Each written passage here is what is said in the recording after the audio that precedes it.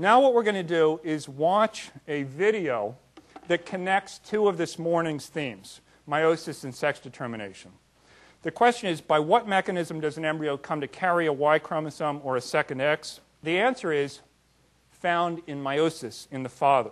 So in this video of human male meiosis, I want you to look for two things. Guess what they are?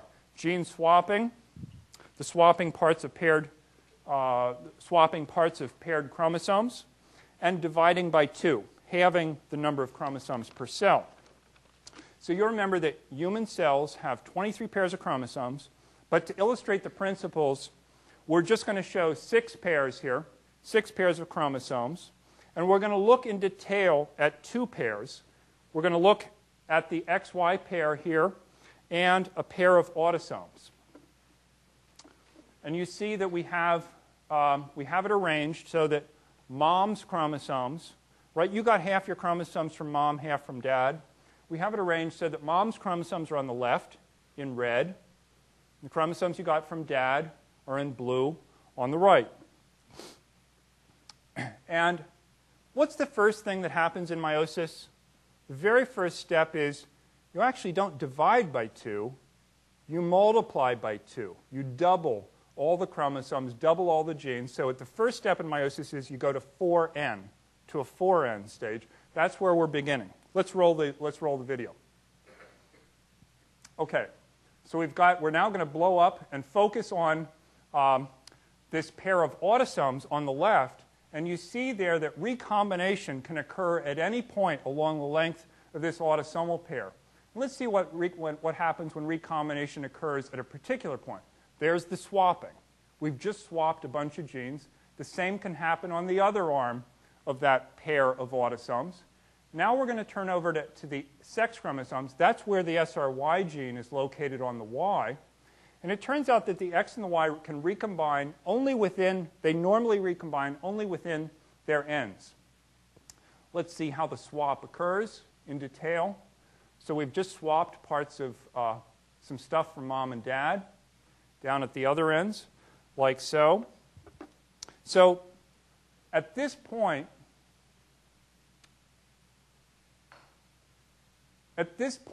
how many copies of each gene, of each autosomal gene, does this cell have? 4. We still have 4. We have 2 copies of the X and 2 of the Y, and 4 of every autosome. Okay. And what we're going to see is, what do we have to do now? We've got to go from 4 copies down to 1 per cell. So we're actually going to have 2 rounds of division. And you're going to see the X up here is going to go to 2 cells on the top. The Y is going to go to 2 cells on the bottom. We're going to get 4 sperm out of this 1 cell. Let's roll the video. Okay, here comes the first division. The cell on the top has 2 copies of every gene. The cell on the bottom, 2. Now comes the second division. Remember, we've got the X's in the 2 cells on the top, the Y's on the 2 cells on the bottom. And these are going to go on to mature into sperm. So we will now have X-bearing sperm on the top and Y-bearing sperm on the bottom. And now these sperm have to go in search of eggs. Let's roll the video. Now they're fired up. On the experiment on the top, the X-bearing sperm in purple are going to win. Down below the Y-bearing sperm, we end up with an XX fertilized egg, an XY fertilized egg. And then, as we said, the first 6 weeks of human development are anatomically, histologically indistinguishable in male and female. We progress up to the 7-week stage right here. And it's only at this point that the SRY gene fires and leads to the birth of a male or female. Okay, so how do XX males carrying SRY arise? How do XY females deleted for SRY arise? I want you to remember that the XX males are carrying a terminal portion of the Y chromosome. The XY females are missing a terminal portion of the Y chromosome. We're going to see how that happens in a rerun of a part of this video we just watched. Let's run that video now. Okay, So here again, we got the 6 chromosomes that are representing our 23 pairs. Now we're going to look just at the XY pair.